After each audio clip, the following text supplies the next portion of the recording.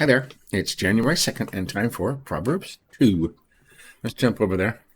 Now, remember yesterday I said that Jesus was wisdom and wisdom was Jesus himself. He was the personification of wisdom.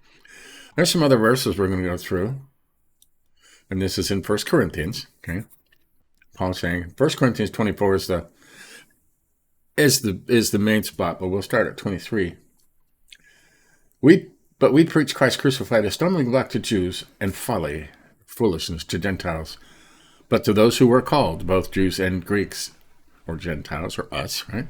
Christ, the power of God, and the wisdom of God, right? Right, and it says in 30, and because of him you are in Christ Jesus, who became to us wisdom from God. Okay, Jesus is wisdom. Okay? Wisdom of God, righteousness, sanctification, redemption, so that it is written, let the one who boast in the Lord. Right? Jesus is wisdom. Okay? Pretty cool, huh? So now, as you read through Proverbs, whenever it talks about wisdom and wisdom calling and wisdom this or that, think of Jesus, because Jesus was the wisdom that God sent down. Right. The value of wisdom, it says here.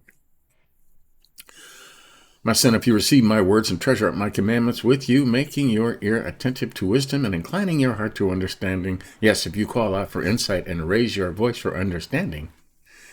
If you seek out like silver, search for it as for hidden treasures, then you will understand the fear of the Lord and find the knowledge of God. Right? Listen to your parents. Listen to your instructors. Right? Back up everything with the word. Okay? Right? You should seek wisdom as you're seeking treasure. Okay? 6, for the Lord gives wisdom. From his mouth come knowledge and understanding. Right? The Lord gives wisdom. Right? Remember John 3:16? Right? God gave his only begotten son. Wisdom. Good correlation there. He stores up sound wisdom for the upright. He is a shield to those who walk in integrity, guarding the paths of justice. Right? That's God. Those should be capitalized in my world. And watching over the way of his saints. Then you will understand righteousness and justice and equity, every good path. For wisdom will come into your heart, and knowledge will be pleasant to your soul. Colon.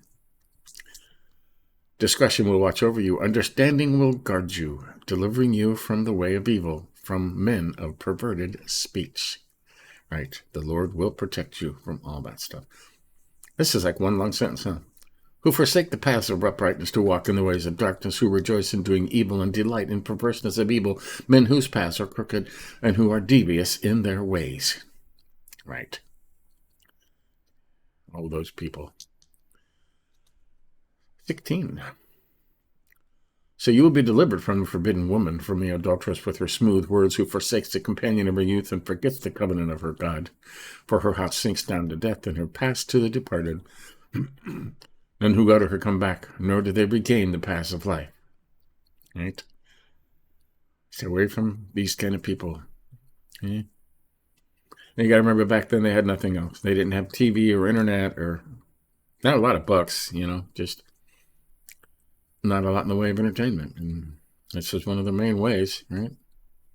Because women have always outnumbered men, and there was never enough husbands for all the wives out there, women, right?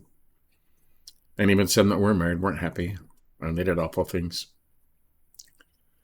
Okay. And to be fair, there are men that do this too. Okay. It goes both ways. 20. So you will walk in the way of the good and keep to the paths of the righteous, for the upright will inhabit the land, and those with integrity will remain in it. But the wicked will be cut off from the land, and the treacherous will be rooted out of it. There we go. The value of wisdom. And we know wisdom is Jesus, right? Right. We highlighted stuff highlighted in here from last time, right? Right. Treasure up my commandments, make your ear attentive to wisdom, and incline your heart to understanding. Yes, if you call out for insight or raise your voice for understanding. Right? These are references. If you seek it like silver and search for it as for hidden treasures, you get that? And I have the cross references turned on in here now, so. Then you will understand the fear of the Lord, right? If you seek knowledge as hidden as you seek treasures, then you will understand the fear of the Lord. Part of understanding the fear of the Lord is knowing how awesome he is, right?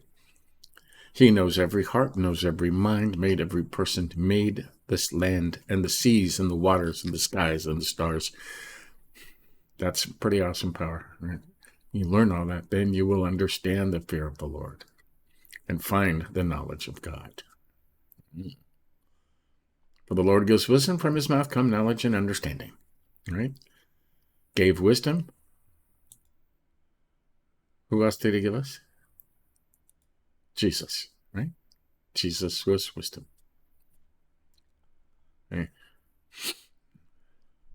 I highlighted 11 and 12 from another time.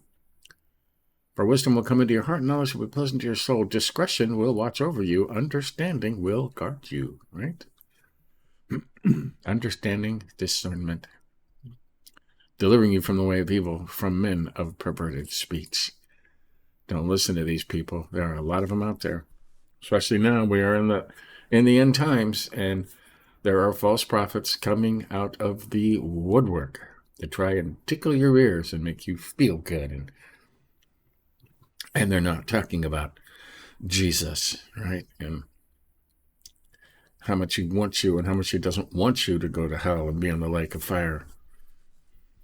But they don't want to talk about that. They want you to feel good right now instead of being repentive, right?